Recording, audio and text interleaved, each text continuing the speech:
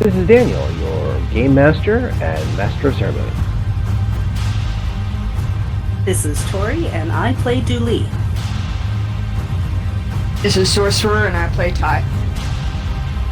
This is Becca, and I play mrrr'grr'rat. And this is Odyssey, a Babylon 5 story. Welcome aboard.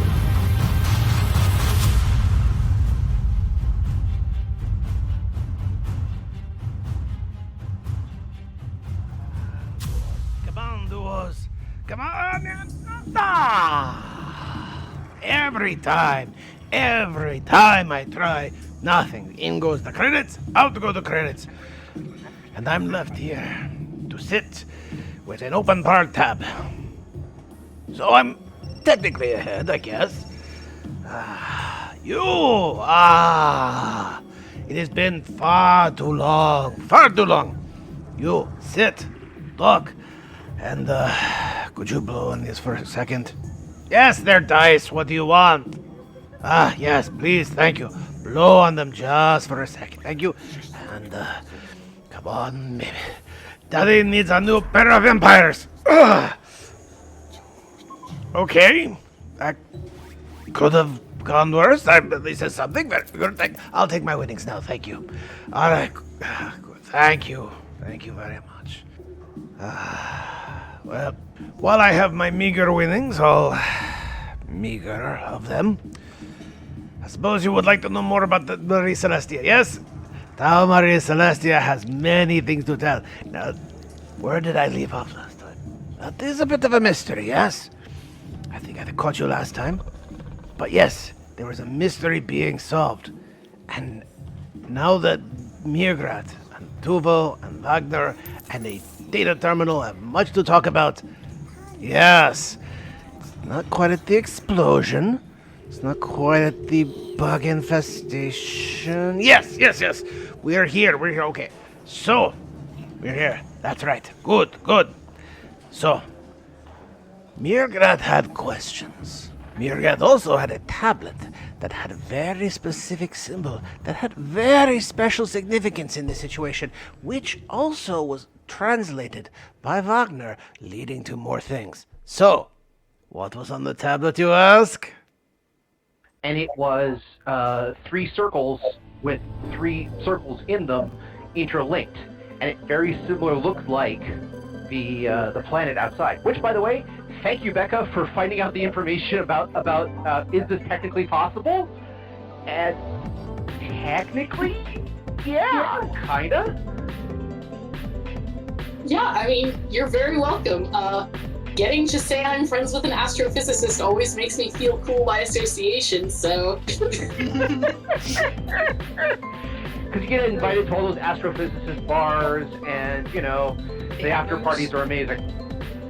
But yeah, honestly, thank you for doing that. And also, interestingly enough, I realized when I was doing some of the editing how close that symbol probably looks like to the symbol we're currently using thanks to Sorcerer of our game.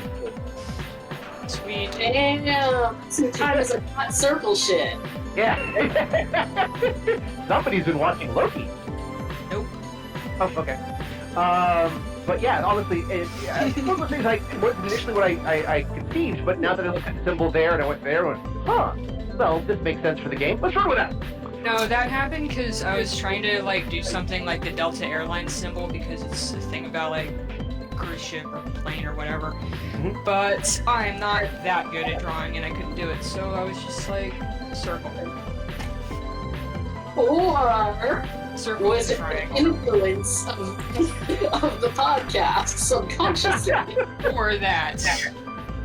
because obviously the telepathic beings of which we speak, who could travel through time, came back 300 years after hearing the echoes of this podcast. It kind of whispered the idea in the back of your head, so it came out during the course of this podcast. So we are in fact prophesying the future that we'll never understand or see, but eventually when the people unearth this podcast after the Earth has exploded, they will be able to hear and understand why their great overlords have taken over that particular area of space. Well, you heard it here, listeners. It's canon now. They could have also made notes for the class that I was not paying attention to, just in return while I was working on that, because I didn't want to listen to the class, so... Thanks, guys. That just makes you more open to the suggestions. I mean, I don't think we ever claimed them to be benevolent aliens. Mm-hmm. True. The scary part is that that's what I just mentioned there. I just realized there's also a plot point from the movie and the book, the Men Who Stare at Goats, which is about people trying to be telepaths and all sorts of other stuff. Anyway, but beyond finding this information out from that, so let's see now. Dooley, using her contacts and security, because she's now a lieutenant, basically asked for an APB to be put out on Tai, because Tai's body is inhabited by another being, whereas Tai is actually this other person. So you have that going on. You had the fact that also in the last episode, Tai, the new Tai, with Lemon, basically made a couple of interesting noises at both Wagner and Vladimir. And Vladimir shook his head and said, I understand, and cold-cocked Wagner right in the head, knocking him out, and the two of them walked out of the quarters there. It's interesting that, yes, y'all in a ship. Ship, in theory, is an enclosed space, but the fact that so much weird crime has been happening showcases that even though it's a small enclosed space, there is a lot of room to move. It's like a giant cruise ship, so I'm picturing like one of those Royal Caribbean ships that's like massive and has shopping malls and shit. Mm-hmm. Pretty much. I can guarantee you that even on a pretty small ship comparatively, there's plenty of places that you can get into some shit without anybody noticing. I'm sorry, that is a statement that it says the phrase, and I know this for reasons I will not go into. It's a long and complicated story. And also, you're waiting for the statute of limitations to expire. The last thing you want to hear is you're being court-martialed because of what we heard on a podcast. No, it's actually several of the stories are really funny, but it would take a long time to explain them.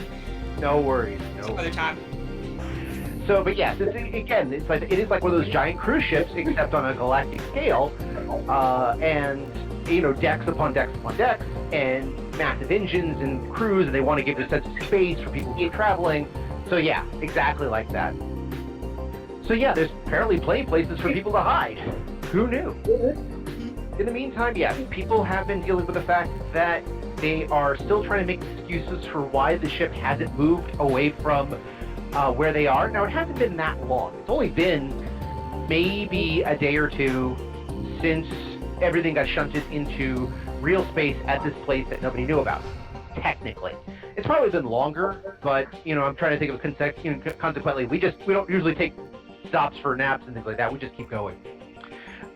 But yes, basically it's been a little while since everyone's been here, and there's probably a couple of questions like, why haven't we moved on? And why aren't we sending out visitation vessels to look at the strange new world? I mean, that is part of the VIP package. But instead, people are like taking in the sight of a completely new and strange cluster of planets. They're taking sight of new stars they're not familiar with. Everyone, the crew is telling them that it is, of course, all part of the package, and that this is just showcasing places that eventually will get a jump gate one of these days, because that's the whole celebration of this. This is the celebration of the ISA and the newest planet to come into the ISA because they constructed a jump gate there. And so you're going around going, one day this will have a jump gate, and one day this will have a jump gate. And that's what they're telling people, at least. In Simba, all of these systems will have jump gates. Got a good marketing director. There you go.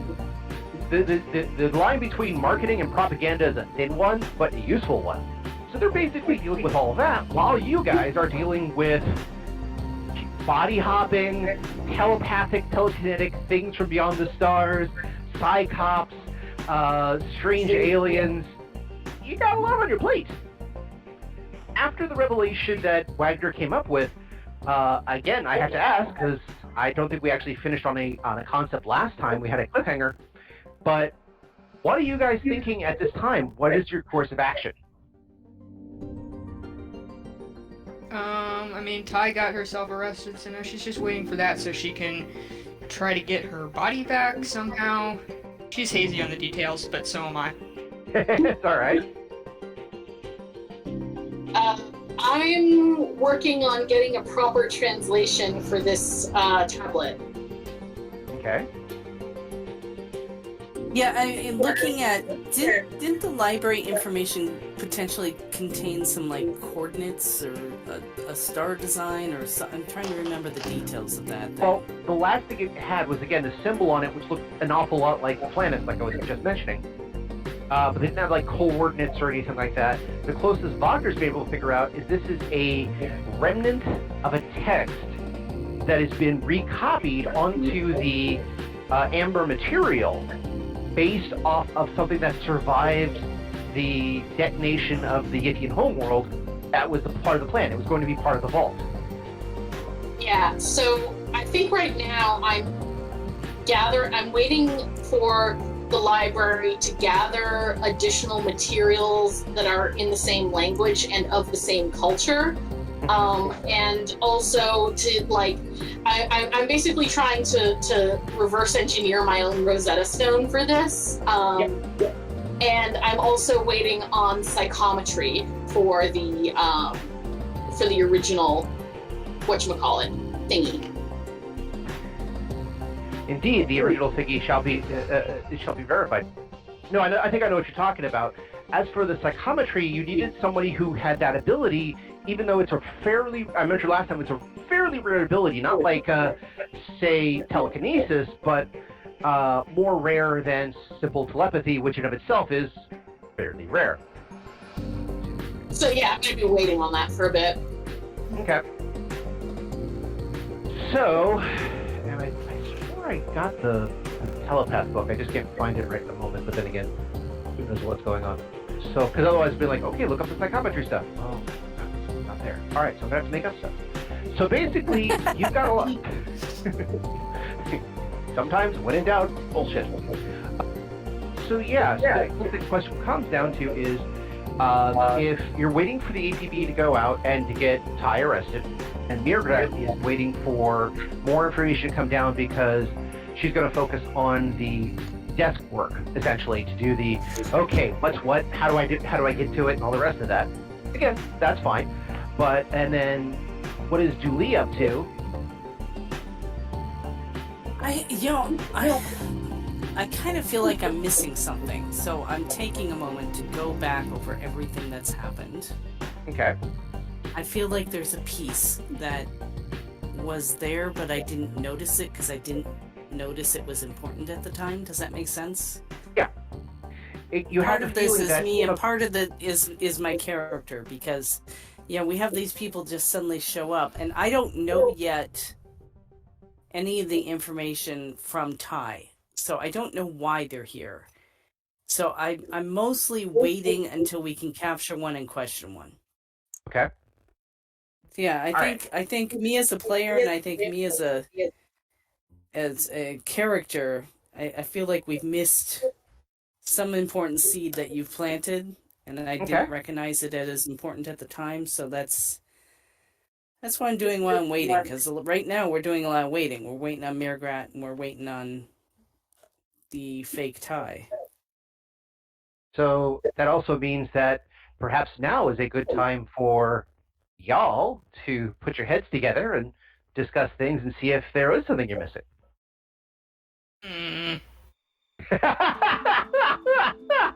I love that reaction. This is not my strong point. Yeah. So the question is, why are they here and what do they want? And can they take over any person, or is it easier to take over someone who has psychic abilities, even latent? Oh, well, Ty already knows that they only want to be in the future because they're all gonna die in the past. Well, no, but don't forget, we know there are two body snatchy factions. There's the Yithians, and then there's whoever I was talking to, who are different. She's familiar with, at least. So the Yithians are the ones that I went and saw? Yes. But we don't know who you were talking to. No. We know they're lying jerk faces, but that's about it. Okay. Dan, this theme of I want to go home, is that something we heard on the ship when we were transporting over here, or? Yes. I know it exists as a theme. That actually was something that was you guys heard a number of times as chanting in when your ship got phased out for a second. Yes, that actually did happen. So the other question then is this person here, is it a person or a single person? And are they different than any of the current two? Questions. You know what would be real nice right now? Answers. How about some intelligence rolls, DM? Can we do that? Okay, so tell me what you're trying trying to remember something. Mm-hmm. Yeah, go ahead. So I've limited information, but I want to know if we're dealing with, if I think that looking at, because remember, I'm at the heart of it, I'm a diplomat, so I want to look at like the speech patterns and behaviors of the two factions we know. Okay. And this one that may be a third faction, but may not be. First of all, can we determine if we're dealing with 3 or 2 factions? Okay, so sorry, that was a couple things. So the first question is, can you determine if you are dealing with 2 or 3 factions or more? Okay. Based on speech and behavioral patterns. Because if you look at a culture, cultures have certain tendencies to them. The Japanese are very polite, they're very lawful society, they're very structured. Americans have a reputation of being loud and annoying and not polite as a general rule.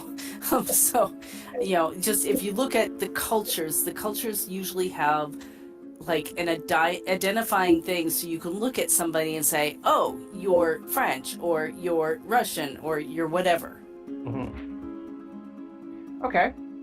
I will definitely allow a roll in that regard. Okay. What's your intelligence again? +3. So you're, 16 or 17? I am 17. Okay. Go ahead and roll. Straight die 20. I am working on it. Okay. Oh, wait. Sorry, that's an inverse. That's correct. That is a good one. She rolled a 1. Yeah. Which, in this case, is actually a success. Really success. good. Yeah. So, okay. So, you have noticed a couple of differences with several of the factions. One faction is definitely the thing that was dealing with mrr'grr'rat. You were able to deal with a little bit of it, but not to a major extent. But you can tell one thing about the faction that was with mrr'grr'rat. It tried its best to convince you that it was mrr'grr'rat. So that's one tactic. Whereas while the other one claimed to be Ty, it acted, sounded, made a poor attempt at being Ty. Enough that everyone kind of went, boom, that's Ty. So that's obviously showcasing two different factions. The possibility that since there are a couple other instances that have come out, there might be another faction, particularly as talked about with the bugs, which I believe all of you have had some idea with. Now, I know that Julie and Ty both saw the game take off his helmet and the bugs coming out with the brains around. So, you know about that, but you also know that's not what game looked like. That is something using the game suit to masquerade as a game. So that idea comes through as that, okay, maybe that's a third faction, because if nothing else, neither one of the mind hoppers, whether that be the ones that Ty mentioned, where they just kind of traded out consciousnesses, for lack of a better time, and the other one mrr'grr'rat worked with, which again just kind of inhabited her body, or their body, neither one of them dealt with the physical removal of brains, which, for whatever reason, judging from all the way back episode 1, where you had the brain in the jar with the blue goo that had fallen out, as well as the number of jars that you guys saw in the alien sector with that game that had brains in them. That would lead you to believe there is at least a third faction. Now here's the interesting bit, because you rolled a 1. Other interesting bit was, you remember what that one Minbari said right before he used your head to activate the hyperdrive and got us to this strange place. I have to go home.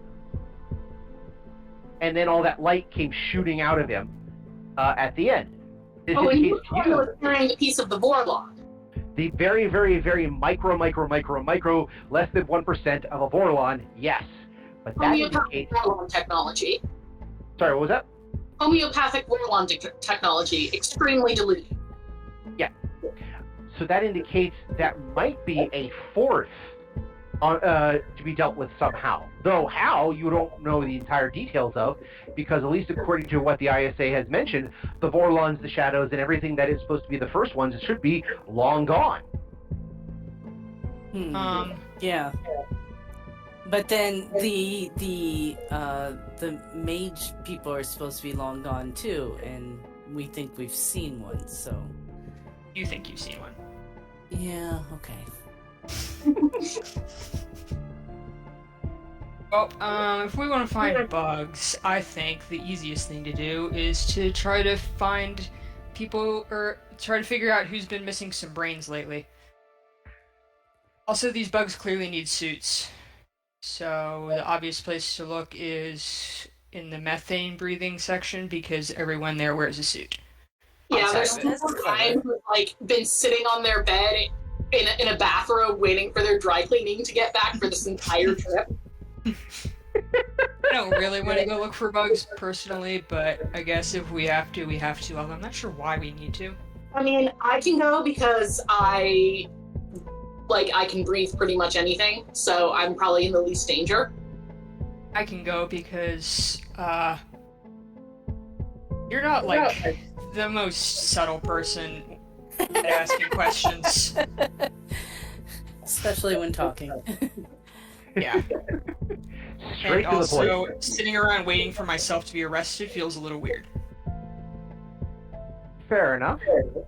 But okay. first, I need to find somewhere to stash my kid and Warner, who is not my kid, but might as well be at this point, so they can't get into trouble meanwhile, or get kidnapped, or eaten, or anything else. I mean, since I'm not allowed to investigate, I could babysit. Or you can investigate, just not by yourself. That makes me feel so much better. I mean... Actually, you know what? mrr'grr'rat is going to volunteer for babysitting duty, because they are going to question Warner and Tubo about the Yithians. Okay. Feel good about this. So right now it's going to be Dooley and Ty going off to the alien sector to try to investigate the bugs. mrr'grr'rat is going to stay here with Wagner and Tuvo to try to get more information about where they were, as well as, seeing, again, about that Rosetta Stone, right? Mm-hmm. Okay. All right. All right. Yeah, that's a good point. And that way I'll also be here in case they get back, in case the library gets back to me. That's a good idea. Okay. So with all that in mind, ta-da, you've got some things that you really want to take care of in that regard. All right. So in that case, let's start with, actually, yeah, when Dooley and Ty leave, let's start with mrr'grr'rat real quick, just to get a couple of questions out of the way so she can ponder this, and then we'll go back to Dooley and Ty, because Dooley and Ty have to get over there. It's going to take you a little while to get to the alien sector, because while you're in the very first-class suites of the Ambassador, you still have to, like, get over to the other alien sector, which is not usually in the nice place. Also, I think we should pick up a weapon or something, or, like, invite Aparro along or something, because I don't really want to get locked in another room with something that wants to kill and probably eat me. Or replace my brain with grub, so... Yeah, you have a point. I mean, I have a knife, but that's not really useful. We might want something bigger than that. Yeah. So, he wasn't necessarily going to... Okay. I have a dual-phase PPG pistol. Really? Yes. It's a librarian thing. I have a... Man, you librarians are Okay. dangerous.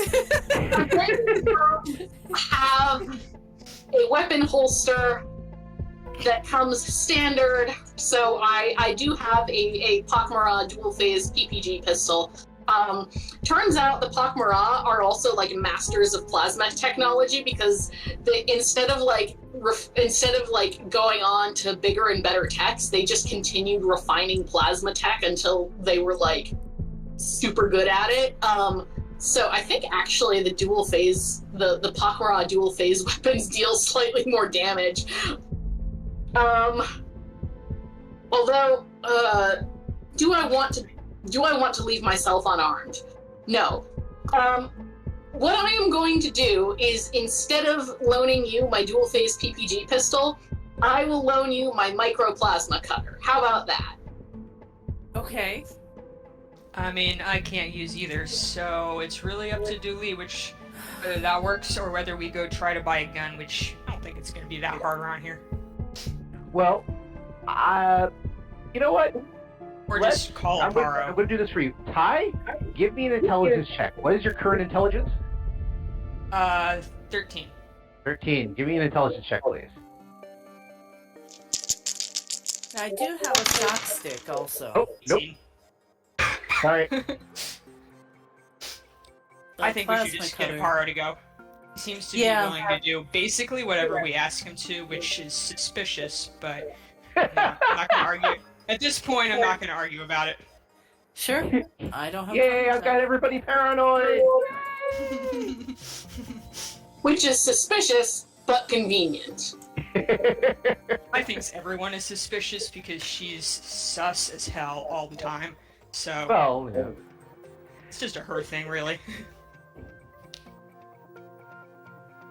Well, I will say that I do remember mentioning that they were going to use as much of the Rangers as possible to try to track down a few things, as well as keep people in line and together when dealing with your current situation. So, just an FYI. We can still give him a call. Yeah, if he's busy, then he's busy. Yeah. No worries. If he claims he's busy, I'll just try to talk him into it anyway, obviously. So we'll get him on. I'm sorry, I keep hearing in my head the Babylon 5 equivalent of, I'm sorry, I cannot help you at this time. Listen, you fucker! Nah, I can be nice if she wants something from someone. Fair enough. Does it have another option? So, you're going to try to contact Aparro, who, yeah, that's right, he gave you a card, so you could try to contact him. So, you ring him up. It's audio only at this moment. And he says, he just opens up, "This is Aparro, how can I help?" Hello, we are going to look for some real big bugs, and we think you would be interested in going along because we think they're criminal bugs. There is a slight pause in the... I am kind of terribly sorry about your infestation problem, but I'm not sure that bugs could possibly commit a crime. They're very Did they big. steal you a sandwich or something? They're very big, and they eat brains, like, from people's heads. It sounds made up, but it is not. Unfortunately, it is completely true. For once. Yeah, they I'm have telling a you the truth. collective intelligence. There They is eat another. people's brains. There is another pause in the. Okay, very well. As he actually also then says this little question. Okay, very well. How exactly did you get my information? Give it to us. You gave And- us Years a ago. Yeah. I forget, different body, your voice is different. Voice, Oh. I face, forgot. that. Like, literally, Yeah, I like, forgot Ty's too. forgotten Like- she's not herself. Can you To which he has to guys have- hear me? No, you- Yeah. Yeah, okay. So yeah, Julie will kind of, oh, yes, Ty's voice has changed. Bad cold, never mind. This is Julie. Lieutenant, how can I help you? Well, we need to go active the collective intelligence of bugs that are eating people's brains. And I really try to say that with a straight face. Well, it's easy for you to say with a straight face because this is perfectly logical. Yeah. You know, you've just fallen out of a 1950s B movie horror, sci-fi horror double feature, and Nothing so weird this here. makes perfect sense. You know, because of course the major blob things out there that are only affected by cold is devouring everybody and getting larger as we speak. You know, that makes perfect sense to you. Classic. So, yeah. So then says, very well. At your request, I will assist you in this matter. I will meet you on the promenade. Where are we going for these bugs? I look at Ty. The main section. Well, Just meet us at the door. Just tell them to meet us at the door. just meet us at the main section door. Main section? By the bowling alley. Yes? Tell them to meet us by the bowling alley. Oh, by the bowling alley. That's not too far from the door. I love that you like. The bowling you alley just made up the bowling alley like right now, and then Yeah. you're probably like going, "Is there a bowling alley?" Ooh, Of Narn course bowling. there's a Let's run with bowling alley. that. Oh my god. Obviously, there's a bowling alley. There's always a bowling alley. Always a bowling alley.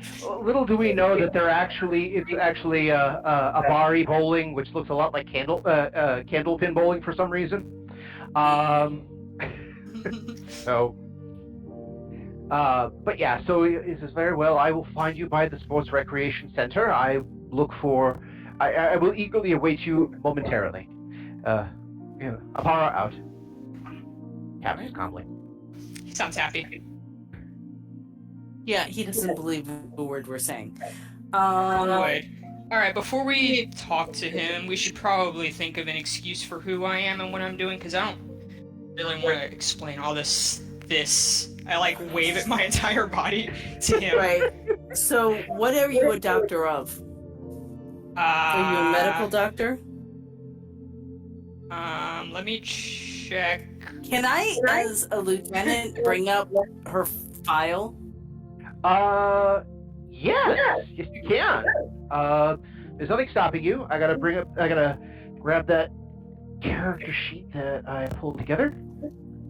Here we I go. assume I'm like a useful doctor and not like a dentist or a psychiatrist or something. I mean, Hey. that's useful. I would like to apologize not to in every this dentist and situation. psychologist that is listening to our show at the moment. Not in this situation. Like, I I'll mean, be it would be honest. really cool if you were a doctor of, like, bugs, but that's okay. No, I think I'm a medical doctor. A medical doctor of some sort. That's the Okay, so I impression that I'm getting from will how people talk to me. bring up the doctor's file.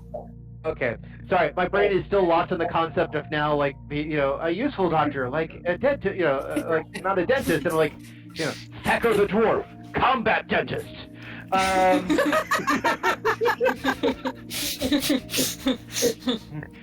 Has a man. big hammer every time he runs into battle. Open wide! Breaks out a dagger. Is it safe? Yeah, you can go to one of the terminals, put in your access code, which is a rudimentary access code. You don't have like top secret files or anything like that, but Right. basic information you could pull up. And so yes, you can find that Ty's new body is in fact Noreen Spears, who is from Earth, believe it or not, was born in Alaska during a dark period, apparently, which came up, which is interesting. She is actually a second-generation medical officer who is currently paying off her presence on the new colony to become a medic, basically going to go set up a practice. Give me a intrigue check. Duly? Yes. Nice, yeah. Okay.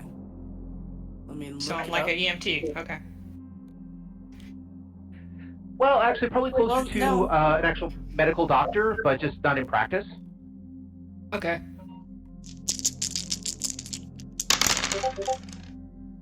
$18. Okay. Well, at this. She's actually registered to have 3 children, though only one was actually logged in. Let's see here. She is licensed for several bits of cargo, which are listed as confidential. She is also, scheduled for, this is a one-way trip. She's going to the new colony as is. So basically, she's moving there for whatever reason. But with the 18, you're also noticing that a lot of the basic information for her file doesn't make a lot of sense if you actually read it.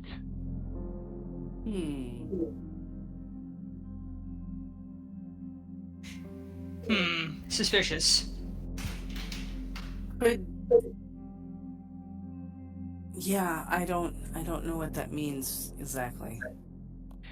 It means as in, like, there's not as necessarily obvious red flags of this is all lies, but there's enough things that went, wait, how does that make any sense? Like some of the Moves timelines don't permanently matter. to another planet and leaves 2 of their 3 kids behind. Obviously, that would be really weird. So, and what'd you say, Becca? I heard 2 people at once, but I heard actual Thai speaking. If it's like the timelines don't match up quite right, that sort of thing. Mm-hmm. And yes, just like Ty said, who gets 3 tickets for their 3 kids, but only one shows up. That is concerning to me. Unless the 3 kids are marked as adult, 2 of them are adults? Negative. I guess not. I don't know. This person, as far as I can tell, I'm not an expert on this time travel crap these people have going on. But as far as I can tell, these people were picked on purpose to, like, she was always supposed to go back to become one of the, sorry, my brain's breaking down on this. Okay. Like, in and out of character. She was always supposed to be replaced by someone from the past, so they put her on the ship on purpose for that, which is... So the question is, do they know, is it like a political reason why they chose her, or is it like a genetic reason she's somehow compatible with the meld of whatever they do? I don't know, they picked me, didn't they? I think they just pick whoever they can get. How did they pick you? I'm still not sure about why or how they did that. Okay, Honestly, I gotta say, I think it was just convenient.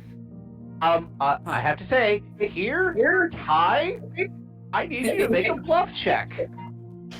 It's not a bluff entirely. I really does not know why she got sent into the past. Like, she did not expect this. No, but you still haven't been very forthcoming on the narrow set of events that led you to it, so... 16, this feels good. 24. Wow. Julie! Sense motive Yes. check. Oh.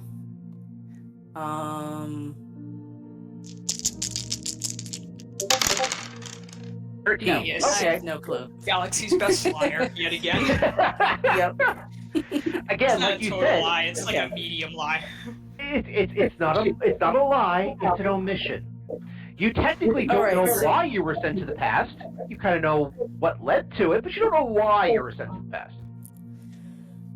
So, I think our best bet is to wait until we capture one of them. We can question them. Okay. Oh yeah, I have plenty of questions for myself, not to worry. That Meanwhile, I sounds think so we should strange. just pretend that I'm a doctor who noticed something weird Right. going on, instead of explaining all of this crap to Aparro. I don't think he's gonna take it very well. By the Honestly. way, you realize that the episode that we do the interrogation of Ty with Ty, it's going to be called Self-Reflection. Sweet. Like this. You have many questions for yourself, and by God, yourself is going to answer. Strange. All right. Oh, come on. We started on that road and we started mentioning that when it was Ty versus Ty and that's making her a Ty fighter. Yep. This is no weirder than the Monopoly episode. I think it'll be fine. Fair enough. In other words, I have to invest in nice, epic electronic psychedelic music for like the background. It's sort of like, note to self, see if I can find a composer who works real cheap. That's okay. That's all right. There's a couple places I might look online. It was the latter part that's going to be the problem. Real cheap. Yep. Anyway, so you guys are gonna.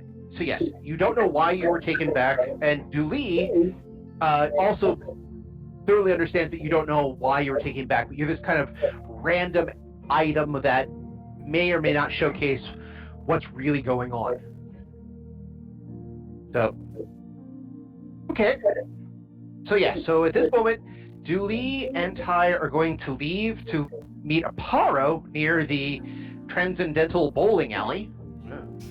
If you can have a place for Zen skinny dipping, where all you can do is think about doing it, you might as well have a Transcendental Bowling Alley, Yeah, so you guys go off. I'm going to deal with you in a minute, but I'm going to go back to mrr'grr'rat, who's going to ask questions of both Tuvo and Wagner about what they knew about the Yithians, and also to make the Rosetta Stone. So while you two are in transit, unless there's something else that you guys want to investigate or anything else like that, let me know. But I figure that's where we're going to go from here. Is that good?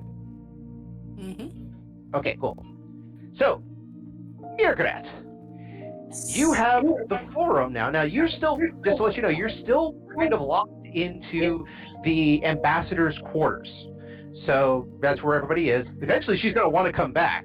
In fact, you're not even sure what's taking her so long anyway. I'm assuming she has like a sitting room or whatever, so we're just like camped out there. Yeah, you're not in her bedroom or anything like that. You're basically in her office, for better use of a term. But yeah, sitting room, there actually is a term for it when you have a suite and there's all these bedrooms and there's a connecting room. You guys are in the connecting room.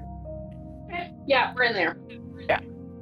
Yes, you have Wagner there who is trying to do the translations and stumbling. Tuvo, who has been a brave kid. You gotta give it this, brave kid. But he's also kind of out of his depths. But he oddly has found this interesting device that for the pak'ma'ra is perfectly normal. It's a kind of the equivalent, the 21st century equivalent is a stress ball. It's not a full stress ball, but it is this gelatinous thing that when both hands are placed into it, kind of enrapture around the hand, vibrate very faintly in a musical way, as well as providing a little bit of heat and warmth to the structure. So it's kind of like a hand massager, but it's basically meant to simulate a lot of the environs that the pak'ma'ra had been in when as children, so you can kind of put your both hands on it and relax a little bit and feel the stress kind of drain away. Tuvo has found the squishy thing and thinks it's fascinating. I am enjoying watching him interact with it. This is the kind of shit that I live for, really.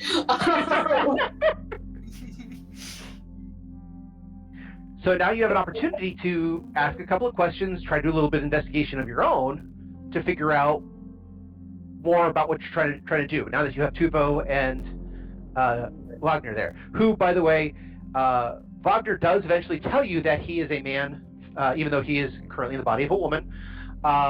Human, even though he's currently in the body of a Mercury, from the 1800s of Earth, London specifically.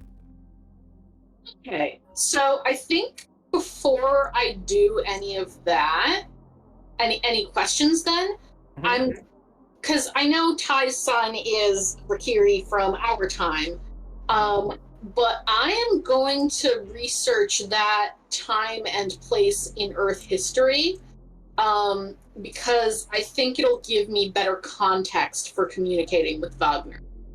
Okay, so you're going to look up 1890s Earth history London, which, again, there's a lot to read up on, but there's a couple of quick wiki articles, for lack of a better term, that will help you understand a little bit of what he's talking about. Yes, it's also fascinating. This is the first time you've gotten to talk to a pre-industrialized Earth person.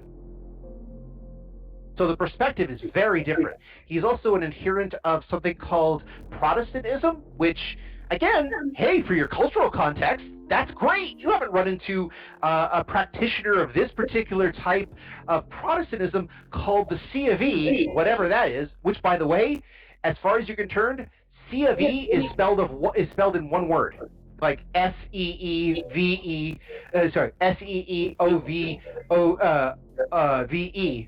C of E. 6 ranks in human culture, so I assume I'm not going like completely in the deep end. But yeah, no. So I'm going to start by like getting as much background information as I can on the time and place Wagner is from, before I start asking him about his experience with the Yithians. Okay, so you recognize that definitely where he's from was industrialized, but in the beginning stages of industrialization, which I actually start to wonder if the pak'ma'ra had themselves, but that's a different story. Oh, I mean, 1890s London would have been quite industrial, like not beginning stages. They would have been like full on. Okay, it's like true. straight up the Industrial Revolution. Okay, yeah, right about the Industrial Revolution. That's true. That is true. But yeah, he's got that basic style, a very formalized way of talking, which again you kind of recognize from doing the quick research. The cultural ability, they are, again, you yourself have a general idea of what a 1890s person from London might be like if you've read enough novels and so forth. However, just for fun, give me a knowledge human culture check. I mean, I'm gonna be honest. mrr'grr'rat hasn't read any Dickens because Becca hates Dickens. So I'm gonna get that off the bat real quick. Okay, Becca, so yours is a roll of 10, results in 19. Okay, so while Becca may not understand a lot of that time period, because, again, you never read a lot of that stuff, there's so much in our current culture. In that time period, I'm just saying right out, it's not because of Dickens. No. But again, things from everything from Jules Verne and... which is a little early, but you get the idea. And all of almost half of the classic Universal monster movies are based in stories either from that era or slightly before. So while the actual movies are set in the 30s and 40s, the original stories were set earlier, like Dracula and like The Invisible Man and a few others. Okay, I'm making this canon right now. mrr'grr'rat loves classic monster movies. They think they're great. I can see you, and not just loving it because, again, this is the showcase of the monsters, but as a social examination of culture and the stranger aspect, as well as the deeper meanings, like the Wolfman and the Invisible and Dr. Jekyll and Mr. Hyde being studies of psychology and the fear factor. Honestly, I can see mrr'grr'rat just having a field day with this and devouring whatever the mrr'grr'rat equivalent of popcorn is, while sitting in taking in the movies. It's popcorn, but it's been lying out for like weeks.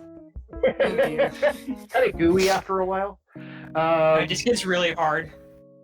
Like really hard to eat, like crunchy. Asterisk, So we you don't have want to to know how you know that? Hey, who hasn't found that one kernel of popcorn in their couch they did not know was there for like 3 years? I have dogs. Have a couch. There's a corner on one of my cushions that is missing because somebody dropped some food underneath it. You think I'm joking? I'm not. I think you're dead serious. I honestly do. It is literally like someone took a big bite of it. It's a rounded corner gone. So for mrr'grr'rat, she takes a few moments to, and with a 19 roll, does pretty well. She says, okay, I've got a general gist of things. Now again, there is a great scene in Futurama where they travel back to Area 51 and the 50s to Roswell, New Mexico. Yeah, I know that episode. The one where Fry becomes his own grandfather. Spoiler alert. Exactly. But there is a great a bit where they're trying to find a microwave, and Leela is dressed in a poodle skirt, which is 10 years too soon. The professor's in a zoot suit, which is 10 years too old. And she's like, okay, Fry's from this time period. Let's talk like he does. Yo, Holmes, I'm looking for a motherfucking microwave. And the guy who actually lived there is like, I have no idea what you're talking about.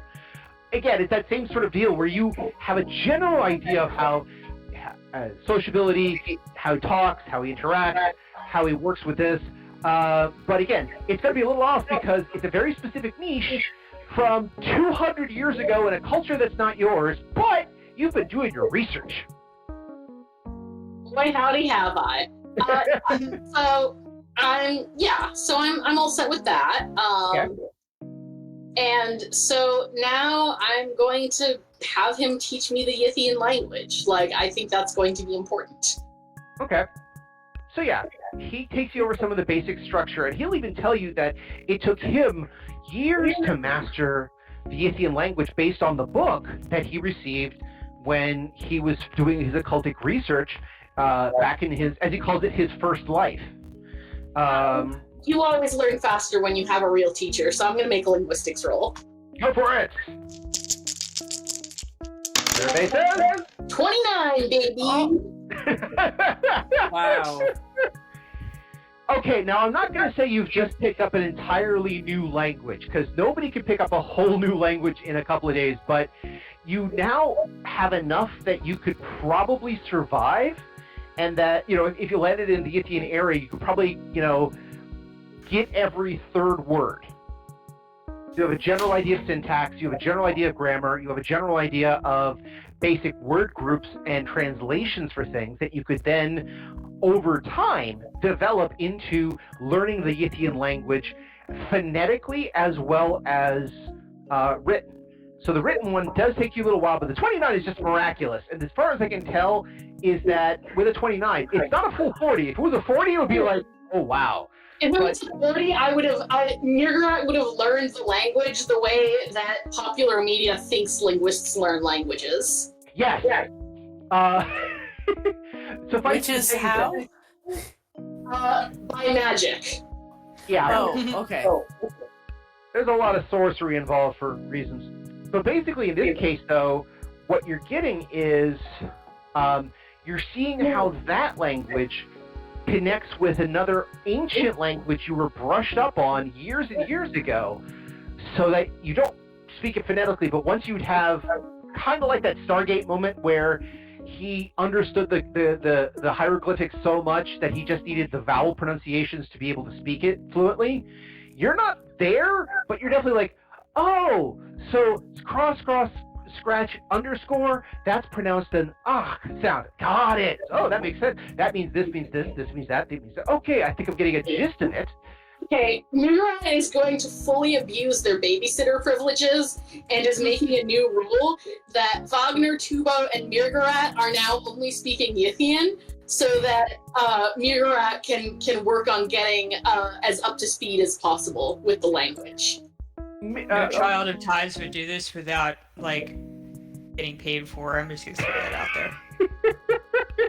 without a substantial bribe and or other reward.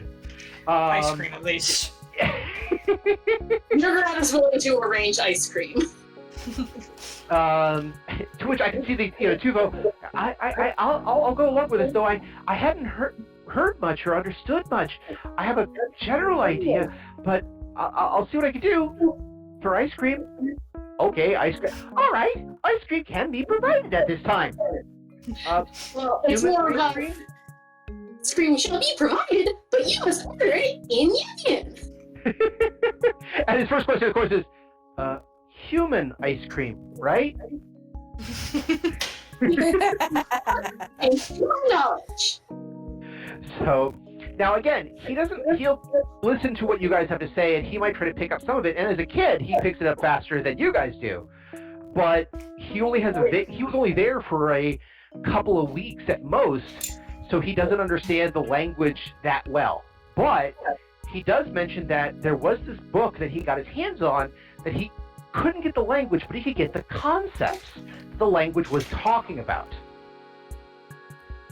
This was a book that was, as he puts it, bright and shiny and radiant, and he thought he could see through, like, he doesn't really have a word for what he saw it through, but kind of like he had a window into someplace else that wasn't there and wasn't then. He just doesn't really have the words to describe it. I'm not going to make a list of all of the horrible things mrr'grr'rat would do to get their hands on this book, but they really want this book.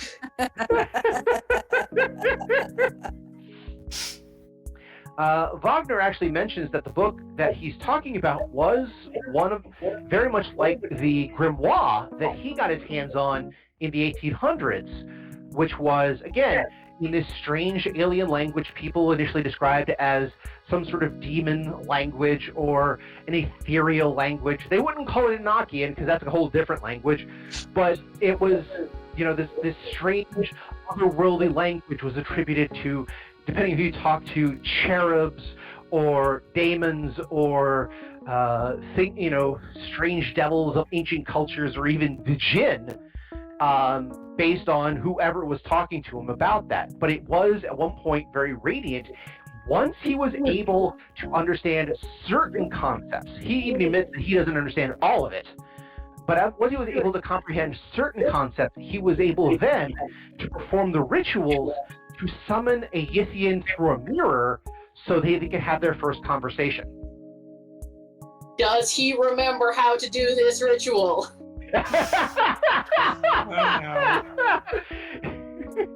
Like, I can hear. I have this just beautiful image of mrr'grr'rat sitting there stroking her head, face tendrils, this way some people stroke their beard, and he's like, without a word, standing up, going someplace, grabbing candles, putting the candles around him in like the four corner points in a circle, and then handing him a mirror, and then just sitting back down and with their hand on their chin and like waiting to observe. Almost correct, except mrr'grr'rat would be in the circle with the mirror. So close. Do you require an animal sacrifice? Something to that effect. So here, let me get his memory on this one.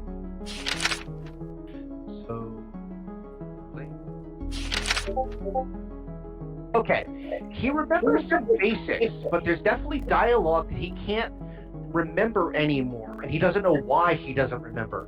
Though he does joke, he had it in his other two bodies. He must have just left it in his pockets.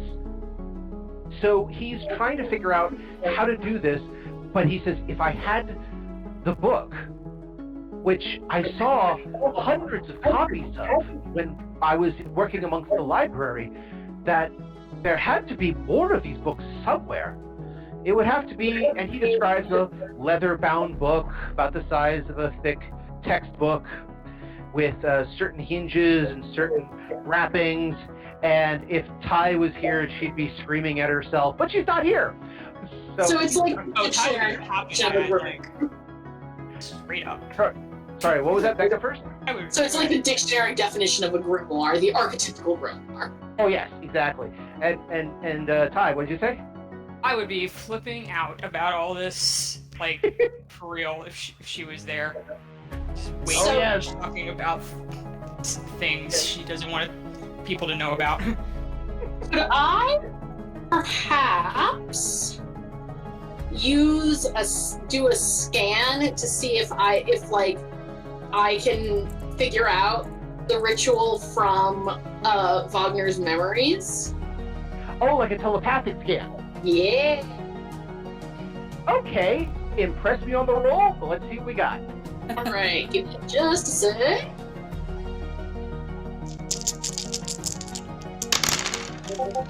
$18. Okay, so that's not entirely a massively impressed, but you did get, you rolled an 8 plus 10, not bad. In this case, when he joked about having it in his last body and must have left it in his pockets, you kind of understand why.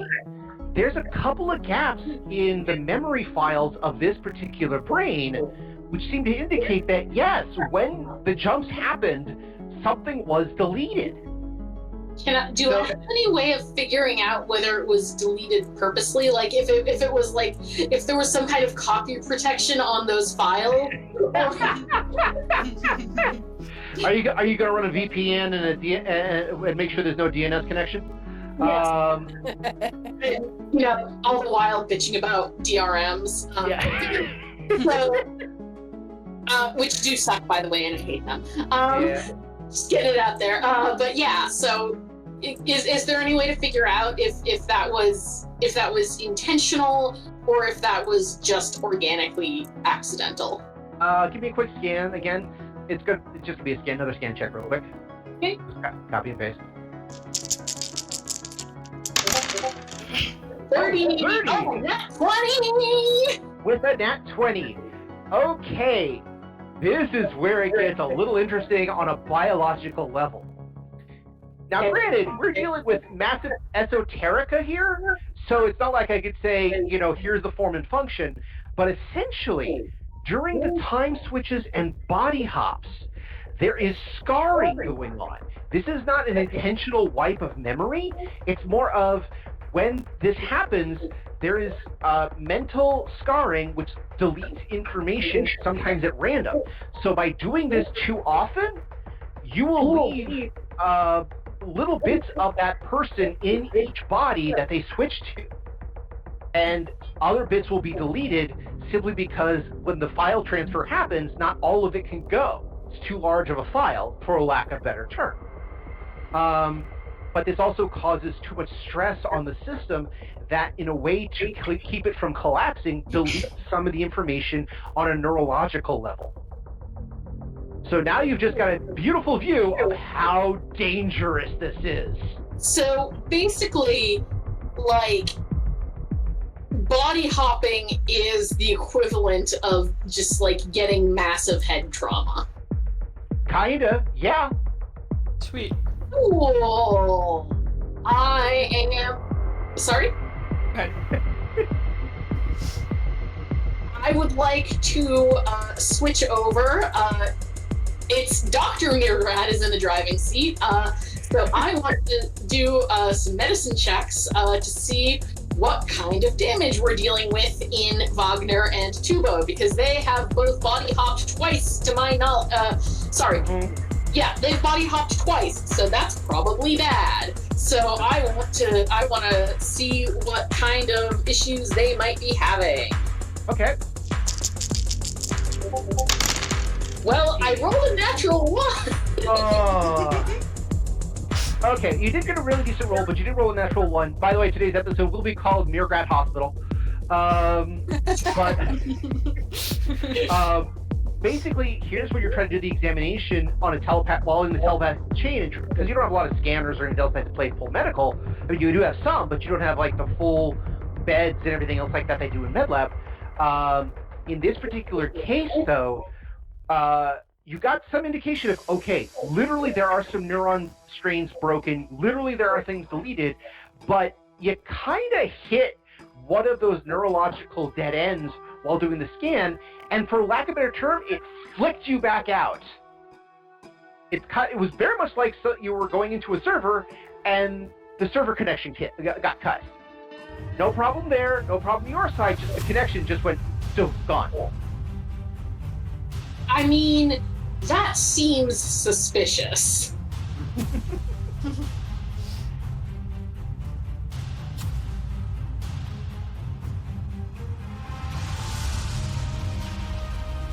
Indeed, very suspicious. But suspicious of what, indeed? You'll have to join us next time to find out. Particularly when the bugs come a-calling. Now, see what we got here. What's the ante again? 15? Very good. And, wait. There! And I call for the house. Wait, how did you end up with 3 pair? This is 5-card draw!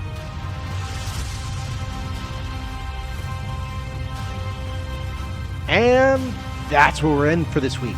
I want to thank everyone for joining us and hope that you continue to join us every 2 weeks for another episode of Odyssey. If you have any questions, comments, constructive criticisms, or just want to say hi, then you can find us at temporalplaygrounds.com/Odyssey or email us at temporalplaygrounds@gmail.com. Or now you can follow us on Twitter at OdysseyB5DM. Babylon 5 was created by J. Michael Straczynski and is owned by Warner Brothers Domestic Media. The Babylon 5 role-playing game was produced by Mongoose Publishing utilizing the OGL gaming license for D20. Our audio engineer is Gabriel Belton. Our theme music, Titan Striker, was composed by Evan King. Incidental music provided by Tabletop Audio at tabletopaudio.com. All other music provided by Creative Commons license and is available of information on our website. Once again, I am Daniel, and I thank you for joining us on this grand adventure. Good night, and keep dreaming.